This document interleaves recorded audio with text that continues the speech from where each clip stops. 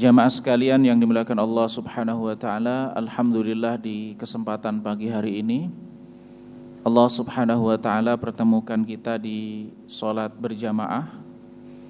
Lalu kita lanjutkan dengan kajian bersama. Mudah-mudahan semua yang kita lakukan di pagi hari ini sebagai amal saleh kita diterima oleh Allah Subhanahu wa taala, menjadi sebab keberkahan waktu dan hidup kita, sebagaimana kita dipertemukan dalam kebaikan di dunia ini, dalam amal soleh. Mudah-mudahan kelak kumpulkan kita kembali, pertemukan kita kembali, bertemu dengan Nabi SAW yang kita cintai, amin ya rabbal alamin. Pada kesempatan pagi hari ini insya Allah kita akan membahas bersama tentang fikih jihad dalam pendekatan Palestina.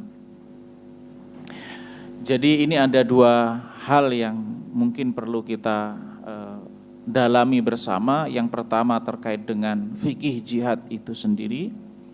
Kemudian yang kedua adalah fikih jihad dalam konteks Palestina. Nah, yang pertama jamaah sekalian dimuliakan Allah Subhanahu wa taala, apa itu jihad? Apa yang dimaksud dengan jihad? Ini suaranya enggak? Okay. Apa yang dimaksud dengan jihad? Kata jihad ini sudah sangat populer, hanya saja pemaknaannya bersamaan dengan situasi dan kondisi kadang dipersepsikan dengan persepsi yang berbeda-beda. Kata jihad itu berasal dari bahasa Arab yang akar katanya adalah jim, ha, dan dal. Jahada, yajhadu atau yajhudu, yang artinya adalah badlul juhdi atau istifraghul wus'i, berusaha semaksimal mungkin, mengerahkan tenaga, berupaya sekuat tenaga. Itulah yang dimaksud dengan kata-kata dari kata-kata jahada. Maka muncul dari kata jahada tadi, jim, ha, dan dal, itu kata ijtihad. Ijtihad itu adalah upaya semaksimal mungkin yang dilakukan oleh para ulama untuk mengambil kesimpulan hukum atas satu peristiwa berdasarkan dari Quran dan sunnah Nabi SAW. Jadi ketika orang itu berijtihad, ijtihad dalam banyak hal, ijtihad dalam isu kekeluargaan, dalam isu politik, dalam isu budaya, isu segala macam isu, persoalan hukum fikih, itu namanya ijtihad, berasal dari kata ijtahada. Maka begitu juga dari kata jahada yujahidu, mujahadatan. Maka kita kenal namanya istilah mujahadah. Biasanya di dalam dunia tazkiyatun nafas, orang yang berusaha untuk menahan gejolak nafsunya, ada yang namanya mujahadah. Berasal dari akar kata yang sama juga, yaitu akar kata asli yang 3 kata, jahada. Maka kemudian juga bentuk kata jihad, itu juga berasal dari akar kata. Maka dalam jihad itu sesuatu yang pasti adalah mengeluarkan seluruh tenaga yang dimiliki, kemampuan yang dimiliki untuk apa? Nah, itu pertanyaannya. Jadi untuk tujuan adalah melawan keburukan dan kebatilan, untuk menegakkan hak dan keadilan. Jadi yang dimaksud dengan jihad itu, para ulama memang banyak memberikan definisi tentang jihad. Di antara definisi itu adalah segala upaya yang dilakukan oleh seorang muslim dengan mengeluarkan seluruh tenaga yang dimiliki, kemampuan yang dimiliki, baik itu tenaga yang dimiliki, pikiran yang dimiliki, harta yang dimiliki.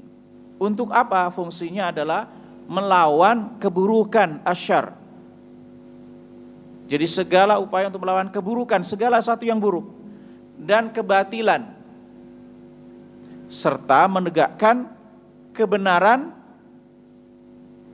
dan keadilan. Maka jihad itu punya dua fungsi. Fungsi yang pertama adalah menegakkan kebenaran dan keadilan. Yang kedua adalah punya fungsi mencegah hilangnya kebenaran dan keadilan dengan cara apa? Melawan segala jenis kejahatan, segala jenis keburukan dan kebatilan. Itu definisi yang menurut hemat saya adalah definisi yang lebih mencakup luas pemaknaan jihad. Apa perbedaan antara jihad? Ada perang, ada peperangan, ada penaklukan, ada kekerasan, dan ada terorisme. Sesuatu yang berbeda. Jadi jihad itu berbeda dengan perang. Jihad itu berbeda dengan peperangan. Maksudnya apa? Jihad tidak terbatas kepada peperangan. Dan tidak semua peperangan itu adalah jihad. Tetapi jenis peperangan tertentulah yang masuk dalam kategori jihad. Sebagaimana hadis Nabi SAW, beliau mengatakan ada orang yang yuqatilu hamiyatan. Ada orang yang berperang karena fanatisme. Fanatisme kelompok, fanatisme kekeluargaan, fanatisme darah. Semata-mata karena darah, unsur darah. Pembelaan terhadap darah. Dia tidak lagi melihat benar atau salah berdasarkan ras.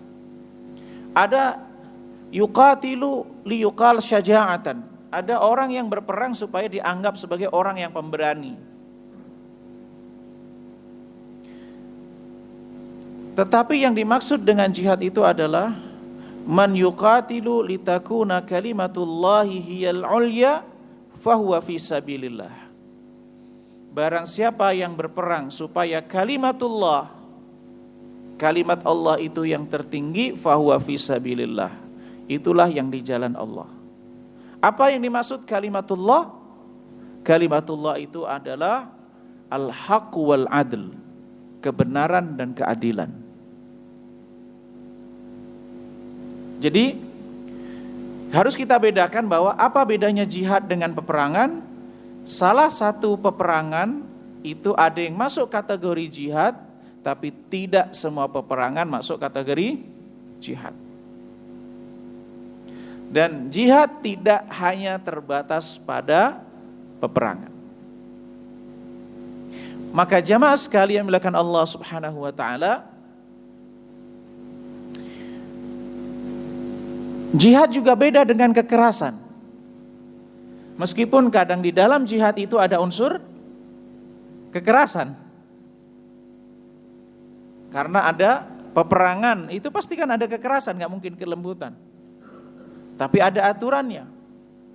Berbeda juga dengan irhab kalau dalam bahasa para ulama, terorisme. Kalau terorisme dia tidak mempertimbangkan kebenaran dan keadilan, tidak lagi mempertimbangkan keseimbangan.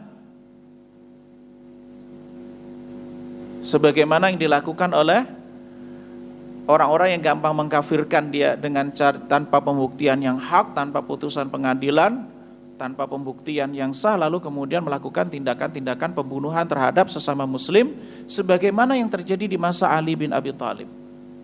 Justru dia memerangi sesama muslim dan membiarkan orang-orang yang membuat kerusakan itu tidak dilawan.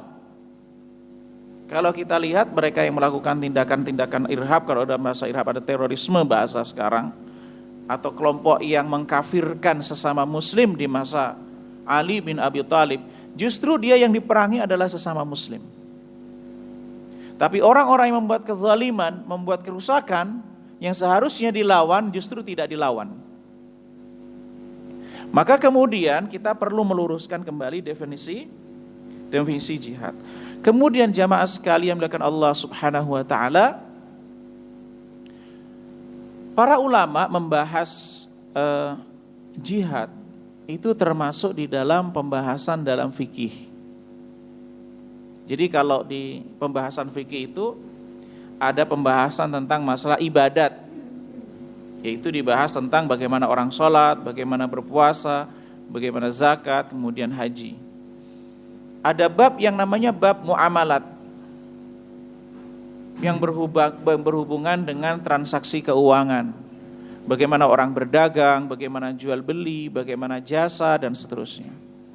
Ada lagi bab namanya al-munakahat, bab pernikahan. Bagaimana orang melamar, bagaimana pernikahan itu dibuat, diadakan, bagaimana walimah itu caranya seperti apa, kalau terjadi konflik rumah tangga bagaimana penyelesaiannya, dan seterusnya.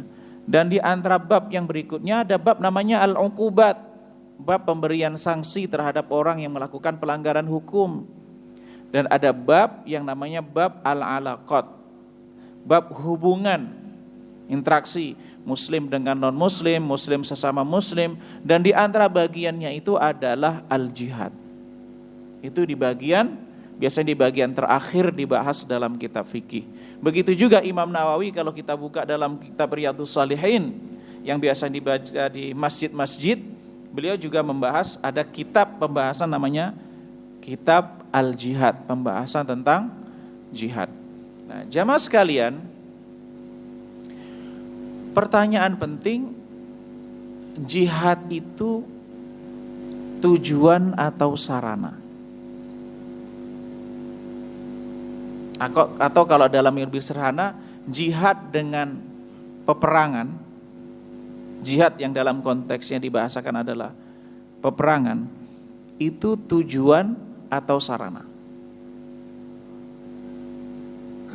Kalau difahami sebagai tujuan, berarti dia mencari-cari di mana ada peperangan dan menginginkan terjadinya peperangan sehingga dia bisa berjihad. Tapi kalau jihad itu adalah sarana, maka jihad itu bisa berubah sesuai dengan situasi dan kondisi, tergantung maslahat yang terbaik sesuai dengan tujuan yang diinginkan.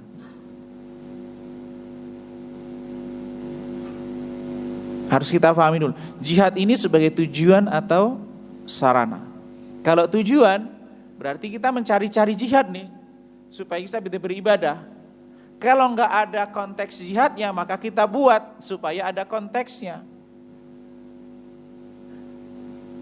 Tapi kalau jihad itu adalah sarana, berarti dia solusi untuk mengatasi satu persoalan.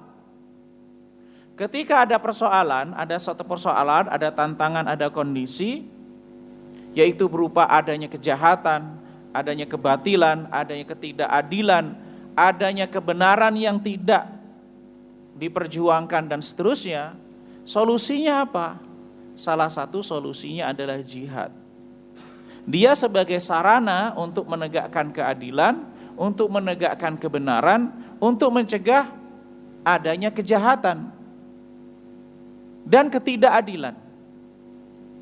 Nah, kalau persepsi kita adalah sebagai tujuan, berarti mencari-cari. Tapi kalau dia sebagai sarana, jihad adalah bagian dari solusi. Itu cara berpikirnya, Pak.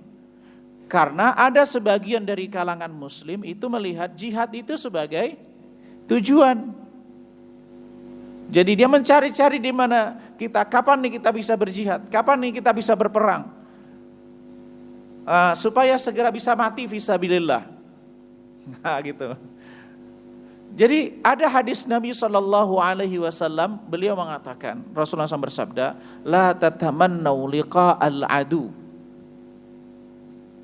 Was'alullahal afiyah.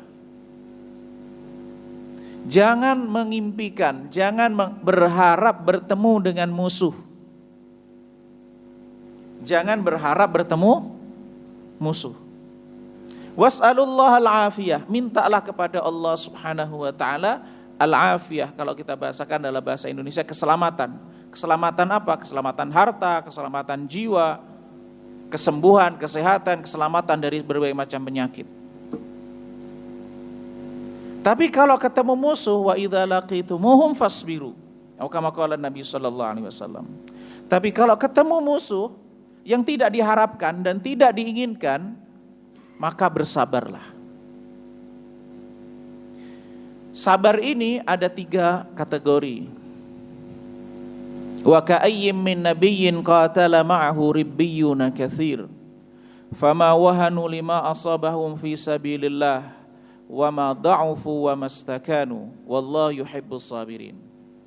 Dan betapa banyak orang itu yang berperang bersama dengan para nabi. Kesabaran itu, fama wahanu, tidak lemah mentalnya, wa ma dha'ufu, tidak lemah fisiknya, wa mastakanu, dan tidak menyerah. Maka ketika orang itu bertemu dengan musuh, fasbiru. Kesabaran ini konteksnya apa? Memiliki keimanan dan mental yang kuat, memiliki fisik, peralatan dan sarana yang kuat, fasilitas yang dibutuhkan untuk melawan musuh yang dibutuhkan. Yang ketiga adalah tidak menyerah dan terus mencari solusi, inovasi baru di dalam melawan musuh yang memang tidak diharapkan sebenarnya. Maka berdasarkan hadis ini kita bisa mengambil satu kesimpulan dan pembacaan hadis-hadis yang lain dan ayat-ayat yang lain. Maka kita menemukan satu kesimpulan bahwa jihad itu atau peperangan yang pernah dilakukan oleh Nabi SAW juga itu bukan tujuan tapi sarana. Jadi ada satu masalah, ada satu problem, dan solusi dari problem itu, sarana untuk menyelesaikan itu adalah jihad dalam bentuk melawannya dengan bentuk fisik. Para ulama membagi jihad itu dalam secara konteks jihad dibagi menjadi 3. Jihad secara umum. Yang pertama adalah jihad melawan musuh. Inilah yang sering kita maknai dengan jihad dalam bentuk peperangan dan pertempuran sebagaimana yang dihadapi dan dilakukan oleh saudara-saudara kita yang ada di Palestina saat ini. Begitu juga yang dilakukan oleh kakek kita dulu di negeri Indonesia untuk melepaskan negeri ini dari penjajahan.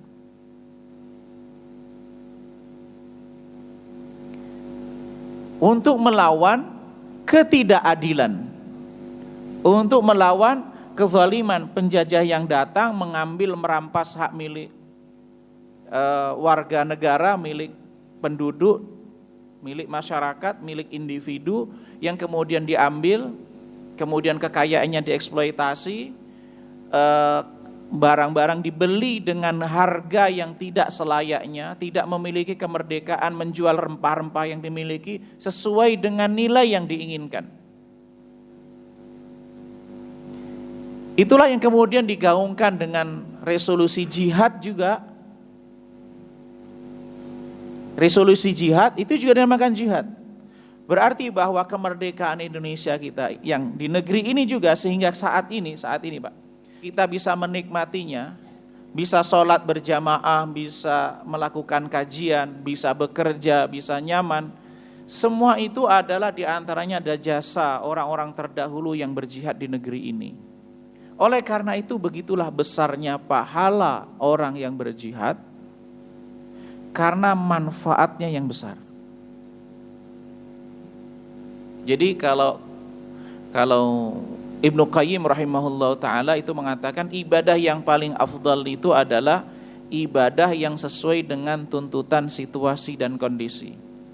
Maka saat negeri ini dijajah, saat negeri ini diambil oleh pihak lain dengan semena-mena, maka kemudian orang tua kita, pendahulu kita itu berjuang untuk mendapatkan kemerdekaannya melawan kezaliman itu adalah bagian dari jihad, dan itu adalah amal jariah, pahala satu amal soleh yang manfaatnya bisa kita nikmati saat ini.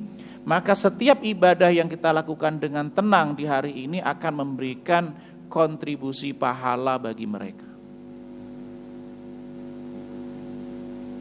Maka jihad itu begitu besar pahalanya karena efek manfaatnya multi manfaat, multi efek. Karena hakikatnya jihad itu adalah melawan kezaliman, melawan ketidakadilan. Maka ketika keadilan itu terwujud, kemerdekaan orang untuk mendapatkan haknya, melakukan apa yang dia lakukan sesuai dengan apa yang dikehendaki, tentu dalam kebaikan, maka itu memberikan ruang bagi mereka, memberikan pahala kepada orang-orang yang pernah memberikan ruang itu. Jamaah sekalian bukan Allah Subhanahu wa taala. Yang kedua adalah jihad melawan setan. Dan yang ketiga adalah jihad melawan hawa nafsu.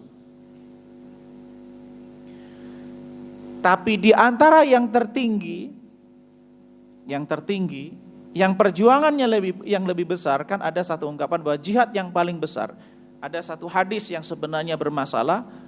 Ketika pulang dari satu peperangan, Rasulullah mengatakan ada satu riwayat yang itu dinisbatkan kepada Rasulullah. Kita ini pulang dari jihad kecil menuju jihad yang besar, yaitu jihad melawan hawa nafsu.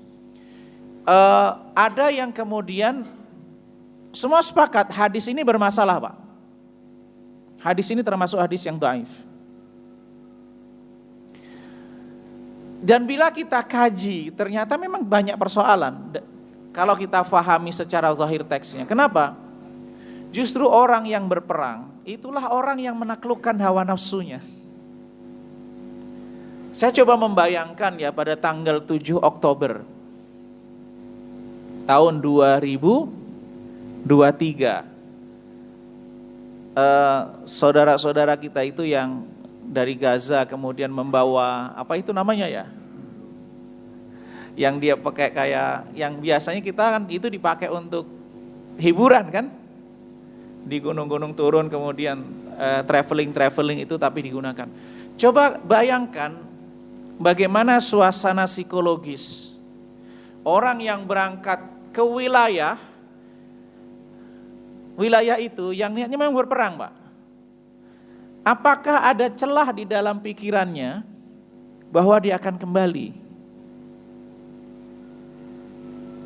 Jadi orang kalau sudah berangkat nih, Pak, berangkat ke medan perang, apakah ada pikirannya dia akan kembali? Dengan situasi yang semacam itu.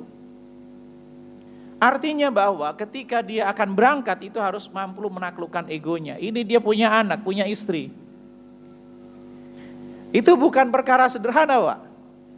Kalau kita misalnya ini tugas kantor, Pak, tugas ke kantor cabang dan seterusnya, kan berangkat ke sana, aman, di sana ada penginapan, nanti fasilitas dan segala macamnya, ada potensi untuk pulang.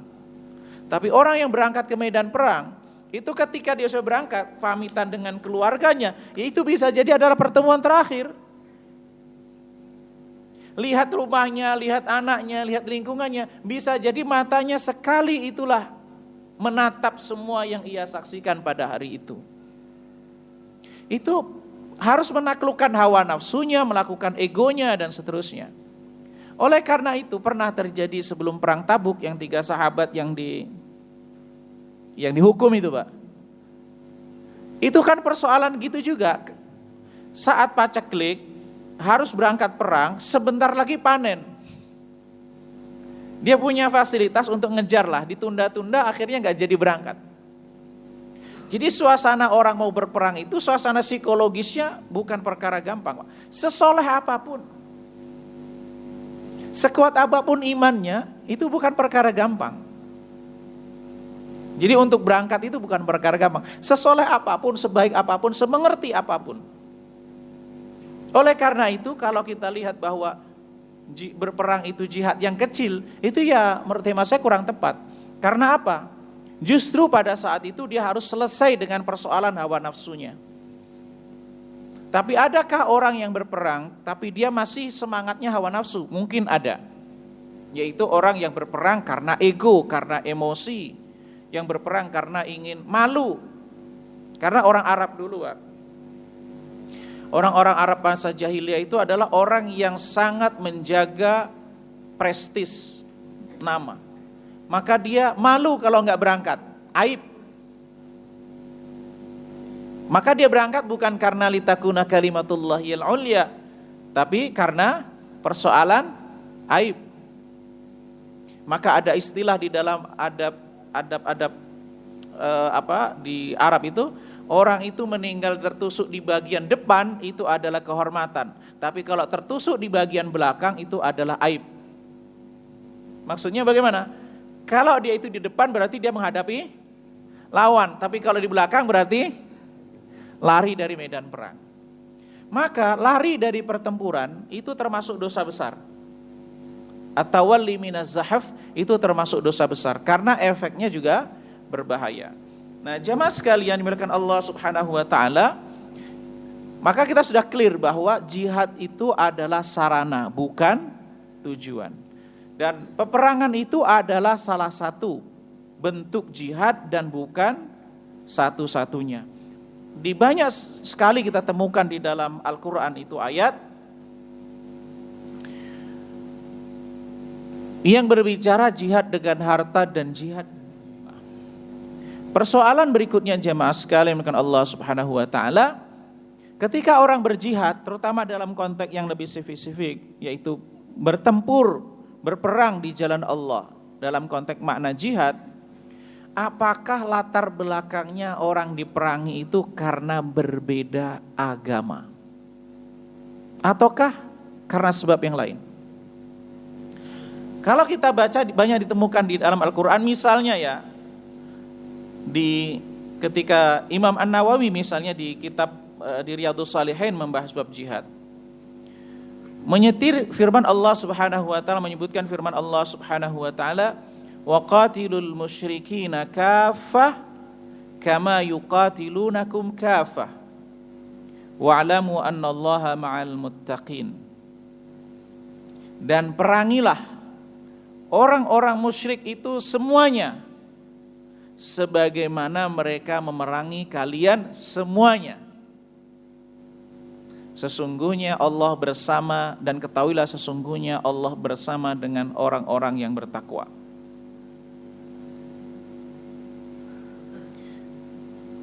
Sebagaimana juga ada hadis Nabi sallallahu alaihi wasallam, umirtu an uqatilan nas hatta yashhadu an la ilaha illallah wa anna Muhammad Rasulullah wa anni Rasulullah. Kama qala Nabi SAW, saya ini diperintahkan untuk memerangi orang sampai mereka bersyahadat.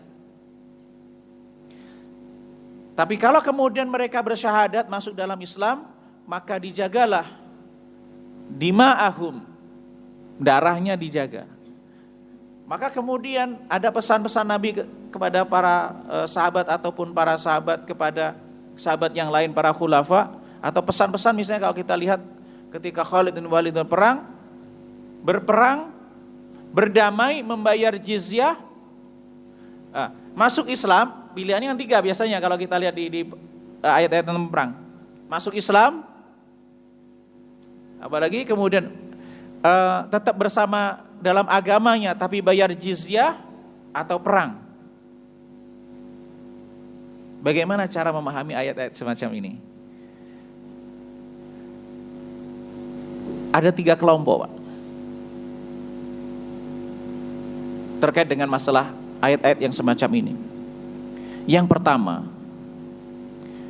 kelompok yang pertama mengatakan bahwa semua ayat yang berhubungan dengan terkait dengan damai dengan non-muslim, damai dengan ahlul kitab, damai dengan orang musyrik itu dinasakh dengan ayat qital, ayat perang. Ini kelompok pertama. Maka apa? Ya, aslinya adalah muslim dengan non-muslim adalah perang. Itu kelompok yang pertama. Kelompok yang kedua, semua ayat perang sudah tidak lagi berguna, sudah tidak masih diterapkan. Semuanya sekarang adalah damai, nggak ada lagi peperangan. Kelompok yang ketiga, dua kelompok ini sama-sama ekstrim, Pak. Kelompok yang ketiga, perang pada konteksnya, damai pada konteksnya.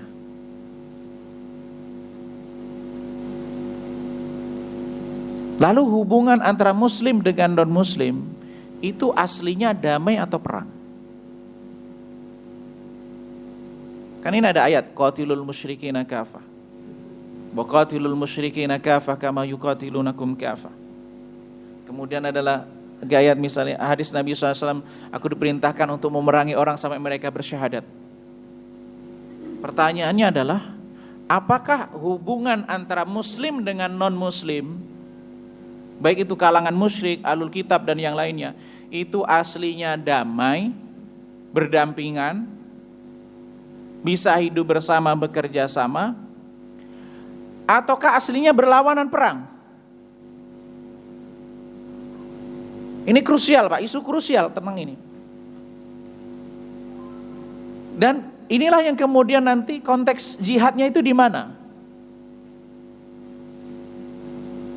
Mayoritas ulama, bahkan kalau kita lihat kepada fuqaha, hubungan antara muslim dengan non-muslim, bahkan kalau kita rujuk di dalam Al-Quran, itu aslinya damai. Hubungan muslim dengan non-muslim adalah damai, bekerja sama, berinteraksi dengan baik. Maka disitulah ada konteks la ikraha fiddin, tidak ada paksaan dalam beragama. Begitu juga konteksnya Allah tidak melarang kepada orang, kalian la yanhakumullahu 'anil ladzina lam yuqatilukum fiddin walam yukhrijukum min diyarikum antabarruhum wa tuqsitu ilaihim. Allah tidak melarang kalian untuk berbuat baik dan adil terhadap orang yang tidak memerangimu dan tidak mengeluarkan kamu dari negerimu. Artinya adalah kalau kita itu ada tetangga muslim, non-muslim, kawan non-muslim, maka kita oleh agama tidak dilarang. Artinya hubungannya adalah untuk berbuat baik dengan mereka, begitu juga berinteraksi baik dengan mereka. Bahkan di surah Al-Maidah, dalam surah Al-Maidah, terlepas nanti penafsiran dalam fikihnya berbeda-beda, laki-laki muslim boleh menikahi wanita ahlul kitab. Bagaimana mungkin kalau hubungan itu dibangun atas dasar peperangan, lalu seorang laki-laki boleh dan sah menikahi wanita ahlul kitab? Kalau kemudian kita jadikan hubungan muslim dengan non-muslim itu adalah aslinya peperangan, maka banyak hukum yang akan dihilangkan. Banyak ayat yang akan dihilang, disfungsikan. Maka hukum asli interaksi muslim dengan non-muslim itu adalah damai. Maka berlakulah konteks dakwah. Maka dakwah, perintah untuk berdialog, bertetangga, melakukan kebaikan, di antaranya diperbolehkan menikah dengan ahlul kitab, wanita ahlul kitab. Semuanya itu enggak ada ruang, semuanya itu enggak mungkin diterapkan kalau hubungan antara muslim dengan non-muslim adalah peperangan. Adanya ayat-ayat begitu berarti konteksnya adalah, dasarnya adalah muslim dengan non-muslim adalah hubungan baik. Lalu bagaimana kok kemudian terjadi peperangan antara Rasulullah dengan kaum musyrikin Mekah? Lalu kenapa kemudian ada peperangan antara Rasulullah dengan Yahudi? Lalu kenapa ada peperangan antara Rasulullah SAW yang itu waktu itu mengutus pasukan dengan Romawi? Lalu dilanjutkan oleh para sahabat dari kalangan Khulafaur Rasyidin, ada peperangan dengan Romawi, ada peperangan dengan Persia dan seterusnya. Kalau kita lihat kembali kepada jihad tadi, iqamatul haqqi wal adl. Pertama, Rasulullah itu di awal-awal gak diperkenankan untuk melakukan peperangan. Baru kemudian kalau kita baca ayat tentang diizinnya Rasulullah SAW untuk berperang, itu dikatakan bi annahum zulimu, karena dizalimi. Ketika ayat yang berbicara tentang Rasulullah SAW itu mulai diperbolehkan oleh Allah, turun wahyu dibolehkan berperang melawan orang-orang musyrik, itu adalah bi annahum zulimu, karena dizalimi. Jadi kalau kita lihat motif peperangan antara Rasulullah SAW antara orang kafir Quraisy dengan Rasulullah SAW itu, motif utamanya adalah adanya kezaliman dan menegakkan keadilan. Kan zalim itu lawannya menegakkan keadilan. Menegakkan keadilan itu perintah agama. Maka ketika orang berperang dalam rangka menegakkan keadilan, menegakkan kebenaran, yaitu adalah fisabilillah. Maka peperangan itu adalah, perang itu salah satu sarana mencegah kezaliman dan menegakkan keadilan. Begitu juga kalau ditanya apa alasan Rasulullah berperang dengan orang Yahudi, bahkan sampai misalnya yang selama ini dianggap orang Arab itu, orang Muslim itu antisemit, bahkan selalu digaung-gaungkan ketika di perang di Bani Quraidzah, yang setiap laki-laki yang balik, yang berperang itu dihukum mati. Bani Quraidzah, Pak. Karena mereka melanggar perjanjian. Jadi ketika Rasulullah SAW di Madinah itu sudah membuat kesepakatan bersama dengan orang-orang Yahudi bahwa mereka sama-sama mempertahankan kota Madinah. Kalau ada lawan dari pihak luar, bekerja sama bergandeng tangan untuk mempertahankan wilayah Madinah. Baik yang diserang itu Yahudi maupun yang diserang itu adalah Muslim. Tapi kenyataannya dalam perang Ahzab, yang manas-manasi perang Ahzab itu ya orang-orang Yahudi berkolaborasi dengan orang-orang munafik kepada orang-orang kafir Quraisy di Mekah untuk membuat koalisi orang-orang Arab, membuat koalisi bersama yang menyerang Rasulullah SAW di kota Madinah. Itu kan dinamakan perang Ahzab. Ahzab itu hizb. Hizb itu koalisi. Ahzab, dari semua koalisi dari berbagai macam orang Arab. Justru itu orang Yahudi itu membukakan pintu jalan bagi mereka untuk masuk. Berarti ada pelanggaran perjanjian, justru membahayakan, menusuk dari belakang. Ada kezaliman di situ, maka kemudian diperangi bukan semata-mata karena mereka Yahudi. Begitu juga dengan konteksnya misalnya tentang dengan Romawi, begitu juga dengan Persia. Romawi, perang-perang yang Romawi yang kemudian dikenal Khalid bin Walid itu, yang dengan Saifullah al-Maslul itu, karena sebelumnya sudah ada informasi orang-orang Romawi yang ada di bumi Syam, yang menguasai wilayah Syam pada waktu itu, akan menyerang umat muslim yang ada di Jazirah Arab pada waktu itu. Maka kemudian Rasulullah SAW mengirim pasukan untuk menyerang mereka. Itu konteksnya adalah konteks kezaliman. Jadi peperangan yang dilakukan oleh Nabi SAW atau oleh para sahabat masa Khulafaur Rasyidin bukan semata-mata karena perbedaan agama. Bukan karena mereka Yahudi, bukan karena mereka Nasrani atau mereka itu Majusi. Tapi ada kezaliman yang mereka lakukan, ada penindasan yang mereka lakukan, ada kejahatan yang mereka melakukan, ada pengkhianatan yang mereka lakukan, dan ada upaya untuk menyerang ancaman yang mereka melakukan. Maka kemudian disitulah ada peperangan masa Nabi Shallallahu Alaihi Wasallam, masa sahabat dan generasi setelah itu, yang itu kemudian bagian dari jihad. Lalu bagaimana dalam konteks Palestina yang terjadi saat ini? Jamaah sekalian karena Allah Subhanahu wa taala, para ulama itu membagi hukum jihad dalam dua bagian. Ada kalanya fardu ain dan adanya kalanya fardu kifayah.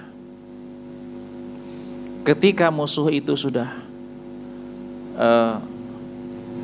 menyerang, maka hukumnya fardu ain. Seperti agresi 1 dan 2, ketika Belanda itu datang, maka muslim yang ada di wilayah itu fardu ain. Tapi fardu kifayah bagi mereka yang jauh dari wilayah itu, yang tidak bisa menjangkau pada wilayah itu. Tapi dia fardu kifayah harus punya kewajiban untuk membantu mereka dengan segala macam upaya yang bisa mereka lakukan. Maka bagaimana konteksnya yang di Palestina itu? Maka hukumnya fardu ain bagi mereka yang terdekat dengan wilayah itu. Para ulama mengatakan al-aqrab fal-aqrab, yang paling dekat dan terdekat. Ketika musuh itu sudah masuk, maka konteks disitulah berlaku bahwa seorang anak tidak perlu izin orang tuanya lagi, dan begitu juga bahkan seorang istri ketika musuh sudah berkecamuk itu tidak perlu izin suaminya ketika situasi yang sangat mencekam semacam itu. Tapi kalau yang sifatnya jauh tidak bersentuhan secara langsung, maka bisa konteksnya adalah fardu kifayah.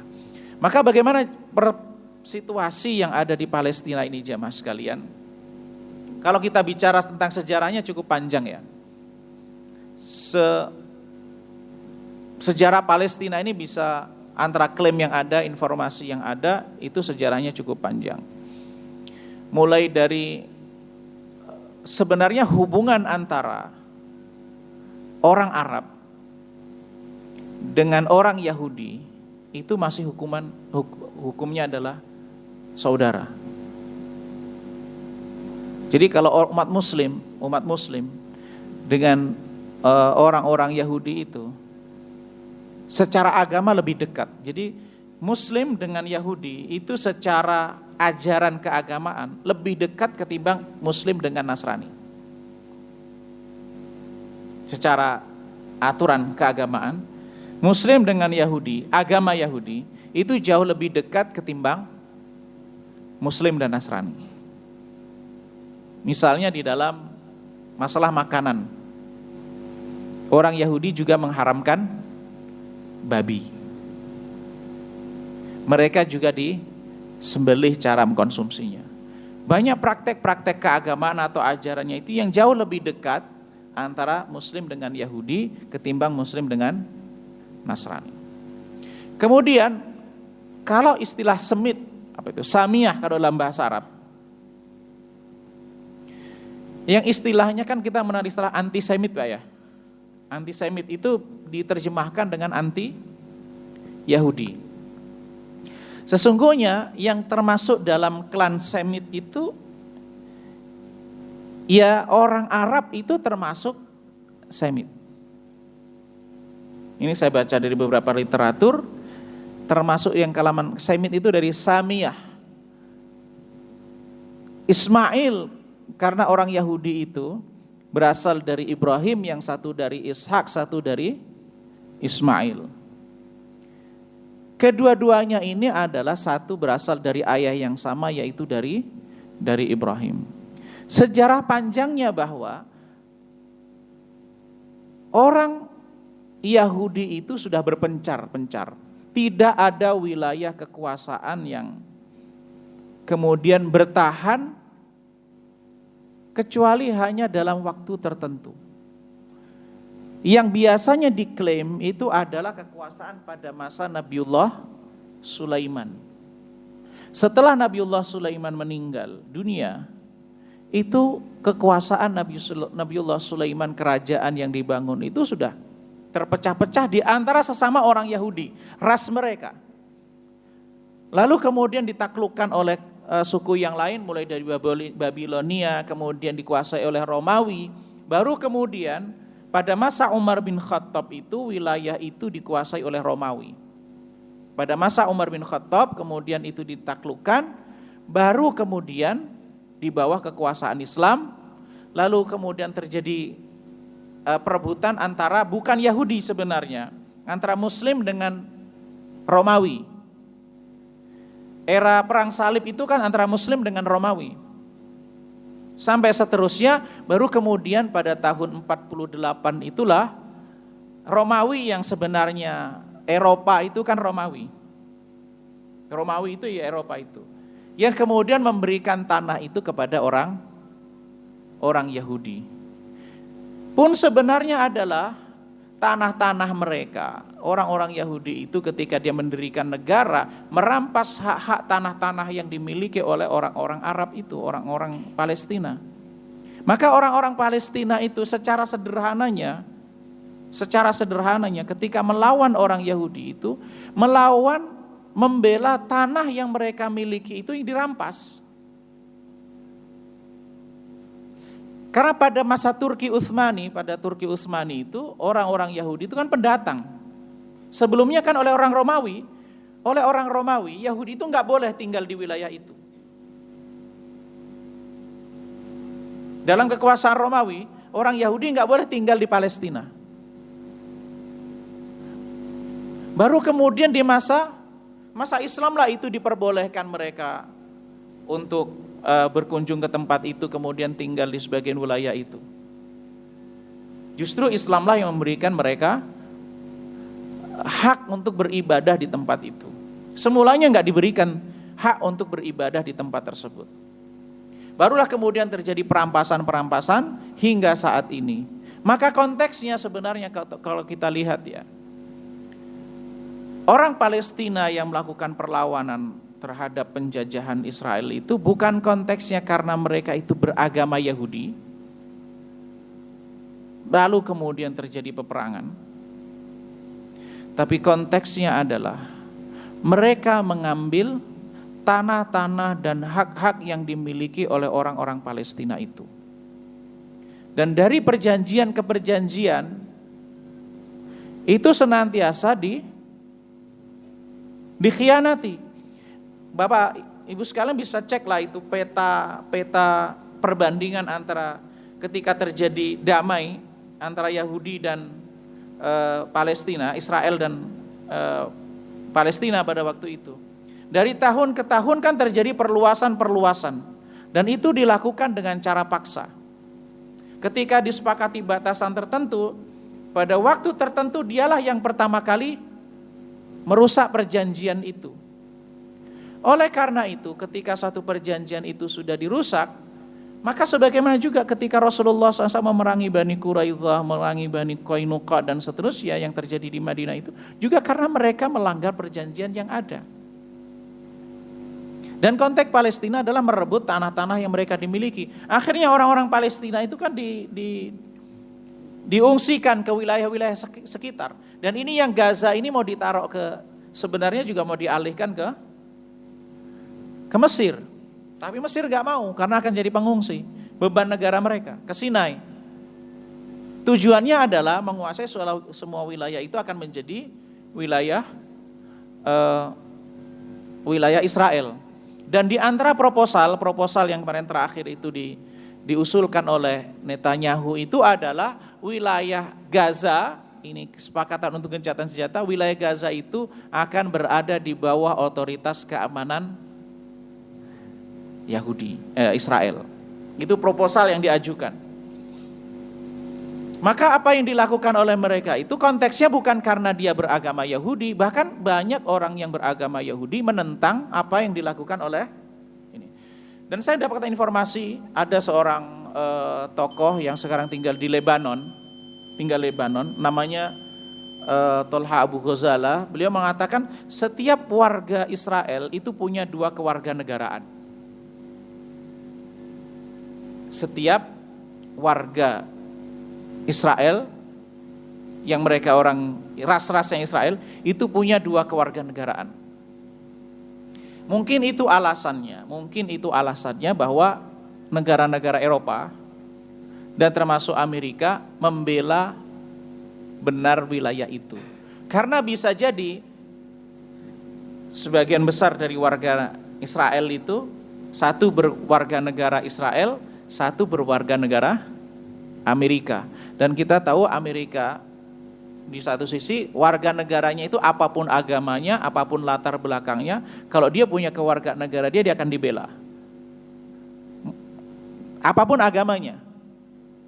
Itu satu sisi di positif konteksnya sebagai satu negara, tapi di sisi yang lain mungkin itulah di antara alasan kenapa Amerika demikian terhadap wilayah itu. Tentu ada konteks lain wilayah. Lalu kenapa kemudian ada ungkapan, apakah Iran itu membantu Hamas?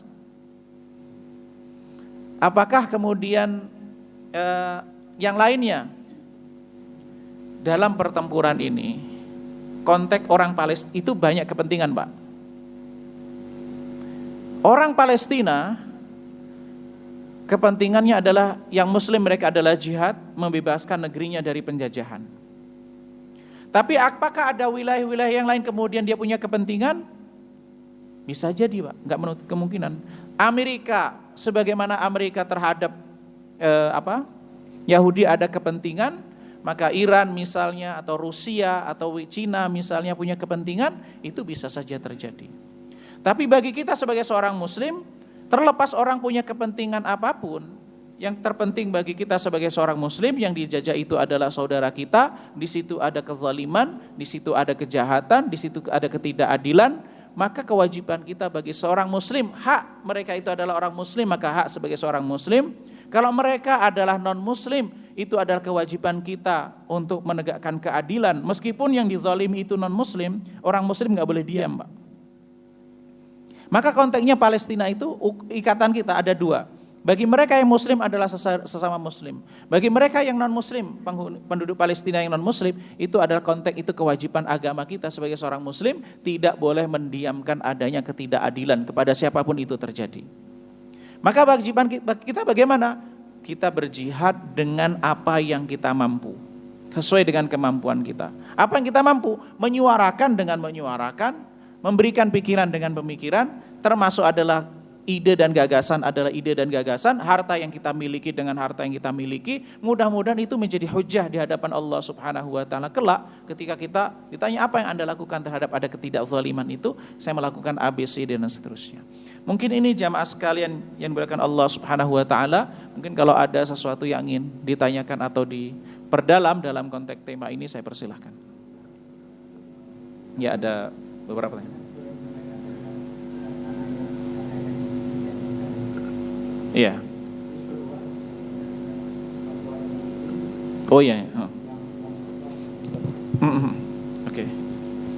Ya, silakan. Ya, saya ada pertanyaan dua sedikit, Ustaz. Seingat saya dalam Al-Quran itu ada diceritakan waktu Persia mengalahkan Romawi, ya. Iya. Kok orang Islam, orang Arab kok sedih gitu. Iya. Karena salah, malah sampai turun ayat bahwa nanti tidak lama lagi Persia akan menang gitu. Iya. Kalau salah 7 tahun ya, kalau salah. Itu saya timbul pertanyaan, kenapa orang Islam sedih kalau Romawi itu ini dikalahkan oleh Persia. Pada sekarang Persia malah sudah Islam, Romawi tetapnya Romawi. Iya. Dan Kristen waktu itu kan sudah Kristen Trinitas, kalau salah. Iya. Kenapa orang Islam sedih gitu? Lalu yang kedua,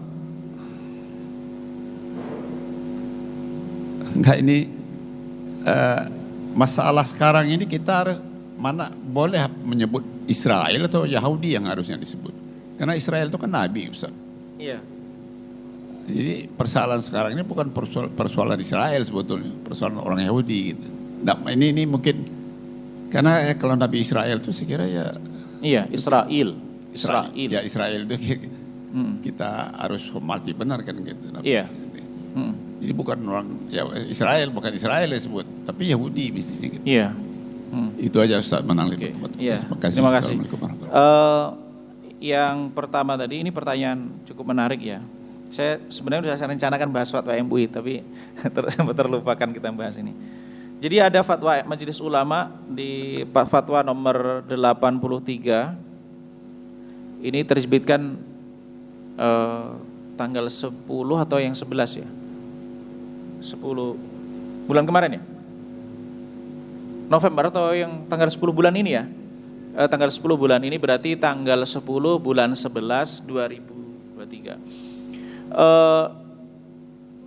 Fatwa ini sebenarnya nama fatwanya adalah tentang hukum mendukung terhadap perjuangan Palestina. Bisa di-download Pak fatwanya.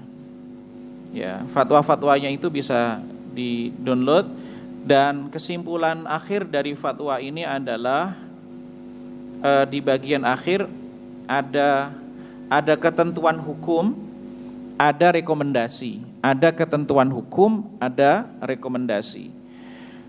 Ketentuan hukumnya atau fatwa yang sifatnya hukum adalah mendukung perjuangan kemerdekaan Palestina atas agresi Israel, hukumnya wajib.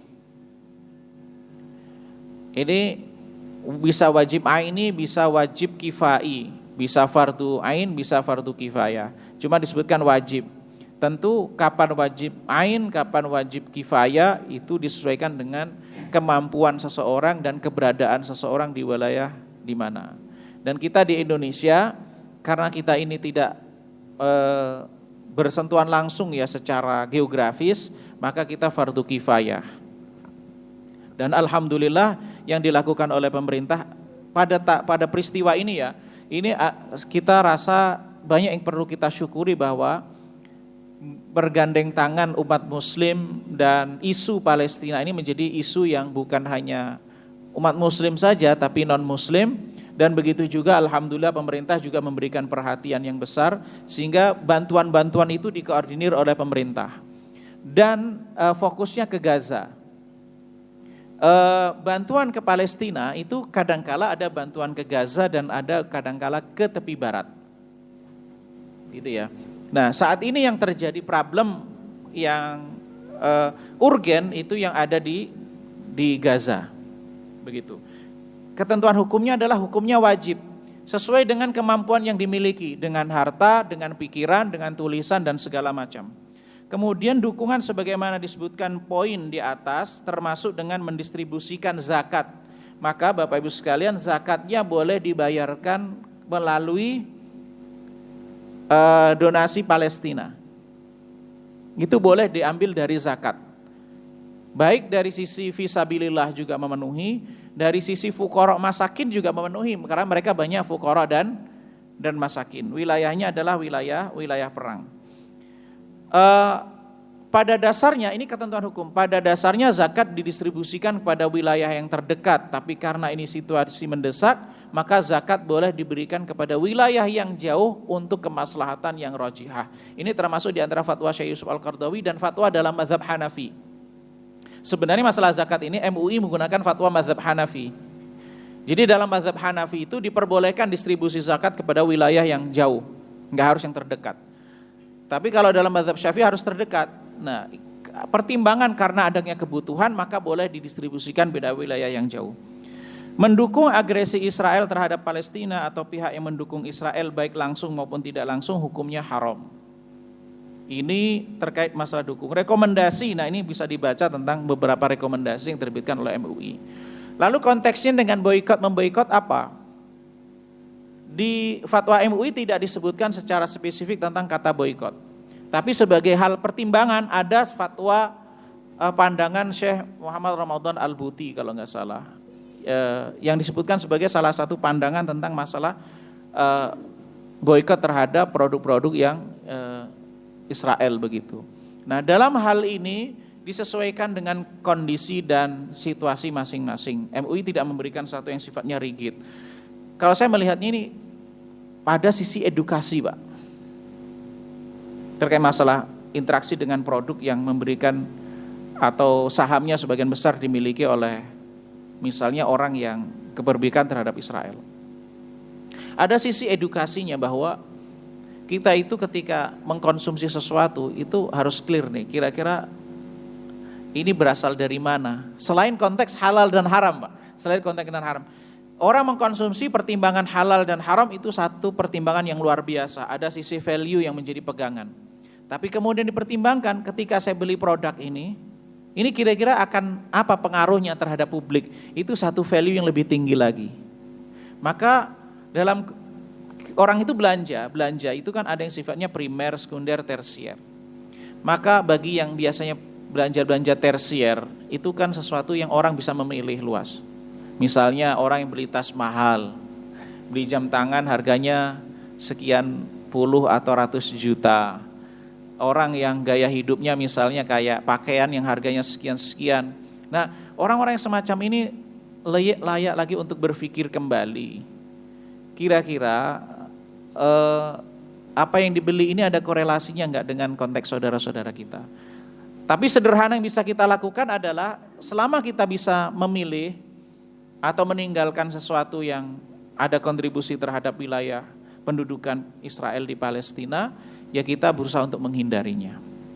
Tapi ini fatwanya tidak cukup rigid, tapi perlu kita semuanya untuk bersuara, selain juga untuk berupaya semaksimal mungkin yang bisa kita lakukan. Itu terkait masalah fatwanya ya.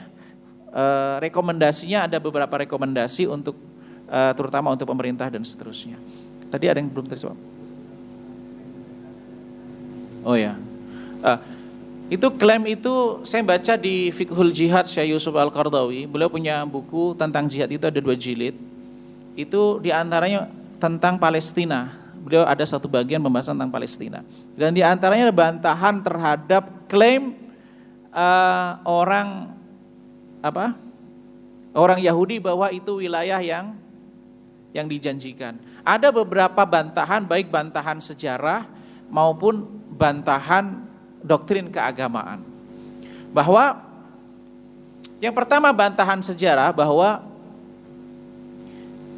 sejarahnya mereka ketika dijanjikan ke wilayah itu kan nggak mau masuk ke wilayah itu. Ketika suruh masuk ke wilayah itu ada wilayah penguasa yang zalim dan seterusnya. Faqatila innaha huna qa'idun. Itu kan juga sejarah perilaku mereka.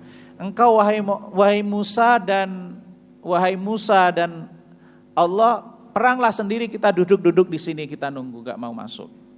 Kan sejarahnya begitu. Dalam bukti sejarah juga bahwa orang-orang Yahudi itu mereka, kalau kita baca sejarahnya kan, dijajah semenjak kuatnya kan pada masa Daud dan Sulaiman. Setelah Daud dan Sulaiman itu terpecah-pecah di antara sesama mereka keturunan Bani Israel. Mereka dilibas habis oleh Babilonia. Sudah habis sejarahnya. Sudah enggak ada. Mereka yang di situ sudah banyak, mereka yang sudah dibunuh, banyak di ini semuanya. Lalu kemudian dihabisi oleh Romawi. Ya artinya akarnya sudah selesai. Akar sejarah bahwa kepemilikan mereka di wilayah itu sudah habis. Sehingga orang Yahudi di wilayah itu yang pernah tinggal di situ, pernah hidup di situ sudah habis sejarahnya. Dari generasi sebelum Masehi.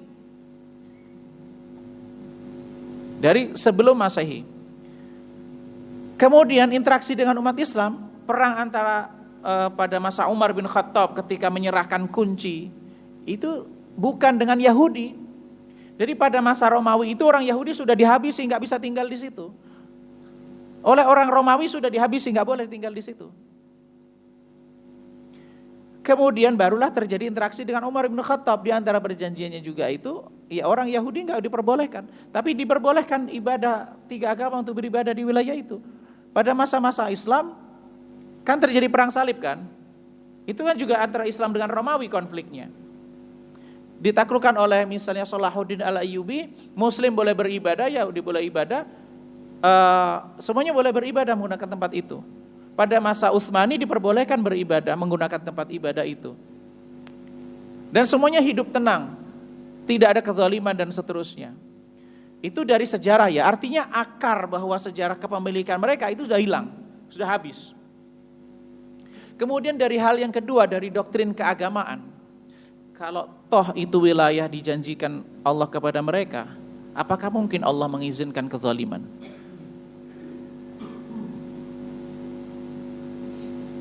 Kan ketika merampas kan kezaliman. Ketika wilayah itu dipaksa, ini tanah milik si fulan, lalu diambil paksa, berarti kan kezaliman. Satu doktrin keagamaan, lalu kemudian dia berseberangan dengan prinsip kezaliman, berarti yang masalah yang mana? Maka ini klaim wilayah itu sebagai satu klaim. Kalau toh klaim itu benar bahwa dia dijanjikan tempat itu, maka toh dia tidak boleh itu jadi pembenaran untuk melakukan kezaliman. Tidak boleh semena-mena. Itu kalau kemudian seandainya bahwa tanah yang dijanjikan itu benar adanya, dan itu semata-mata hanya klaim yang dilakukan oleh orang-orang ini. Bahkan sebagian orang-orang Yahudi sendiri mengatakan orang yang menjadikan negara Israel ini justru bertentangan dengan Taurat. Kenapa? Karena di dalam Taurat dijelaskan, ini saya menukil salah satu wartawan Al Jazeera, dia wawancara dengan seorang rabi Yahudi di Amerika, ketua persekutuan di Amerika, mengatakan bahwa mereka yang Zionis yang mendirikan negara Israel itu justru bertentangan dengan agama mereka, karena mereka mau menyatukan semua orang Yahudi dalam satu wilayah. Padahal takdir orang Yahudi itu terpecah belah. Artinya ketika mereka mau hidupkan, menyatukan dalam satu tempat, mereka berarti bertentangan dengan kehendak Tuhan. Itu orang Yahudi sendiri mengatakan demikian. Bahkan dia persekutuan Yahudi kayak kita ya, majelis ulamanya begitu. Sedangkan ini adalah Zionis. Bahkan orang-orang mereka penguasa-penguasa itu banyak juga, mereka sekuler juga. Maka doktrin agama hanya sebagai pembenaran untuk konsolidasi di antara mereka. Kemudian berikutnya tadi, clear ya? Fatwa MUI udah ada itu di fatwa 80 nomor 83. Kemudian yang tadi Bani Israel ya. Iya, Pak. Memang benar Israel itu nama Yakub. Israel itu adalah nama Yakub karena Il itu Allah dalam ini. Jadi kita itu perlu bersyukur jamaah sekalian bahwa kita itu punya Tuhan yang punya nama. Dalam Islam Allah itu menyebutkan namanya. Walillahil asmaul husna fad'uhu biha, dan Allah punya nama-nama yang baik, maka berdoalah dengannya. Di agama Yahudi dan agama Nasrani tidak ada nama Tuhannya yang definitif. Maka sebutkan ya dia. Siapa dia? Ya dia. Maka ada yang menamakan dalam bahasa lain adalah Yahweh. Yahweh. Ada yang menamakan siapa tuh? Kalau ditanya siapa Tuhannya orang Yahudi? Orang Yahudi bagaimana memanggil Tuhannya? Jadi nama Tuhan itu karena kesuciannya maka tidak diberi nama. Tidak dinamakan. Maka namanya ada yang riwayat dalam doktrin agama mereka mengatakan namanya Yahweh. Ada yang namanya Il. Isra itu abd, Il itu Allah gitu. Jadi Israel Abdullah. Gitu. Tapi kalau dalam Islam kita sebutkan, kalau di dalam agama Nasrani apa? Ya, apa? Tuhan agama Nasrani apa? Maksudnya ketika dia orang Eropa bilangnya apa, orang Amerika apa, orang Indonesia bilangnya apa? Berubah-ubah enggak? Berubah enggak? Hah? Diterjemahkan enggak? Kalau kita Allah enggak diterjemahkan kan? Itu. Maksudnya kita seorang muslim, kalau ditanya orang Indonesia siapa Tuhannya namanya Allah. Orang Amerika siapa ditanya ketika muslim? Ya Allah. Enggak dirubah menjadi Allah menjadi yang lainnya. Bisa dipahami maksudnya? Nah, di agama Yahudi ada sebagian pendapat mengatakan begitu. Nah, kalau orang mengatakan Israel, negara Israel, ya kenyataannya kita konteksnya bukan Nabi Yakub, konteksnya adalah negara itu, konteksnya Zionis. Ya terserah ya, bisa menggunakan apakah menggunakan menyebutkannya Zionis atau menyebutkannya Israel, tapi konteksnya niat kita bukan ke Nabi Yakub, niat kita adalah ya mereka menamakan negara itu Israel begitu. Jadi sebenarnya nggak menjadi persoalan, tapi kalau memang bab adab misalnya nggak mau nyebut kata Israel nggak menjadi masalah. Tapi kalau dalam konteks data, konteks clear bahwa nama Israel itu adalah sebagai satu nama tertentu, penyebutan itu juga tidak menjadi masalah. Yang masalah adalah mereka, bukan pada kita yang menyebutkan kata-kata itu. Wallahu a'lam bishawab. Kita tutup dengan kafaratul majlis. Subhanakallah bihamdika asyhadu an la ilaha illa anta astaghfiruka wa atubu ilaik. Assalamualaikum warahmatullahi wabarakatuh.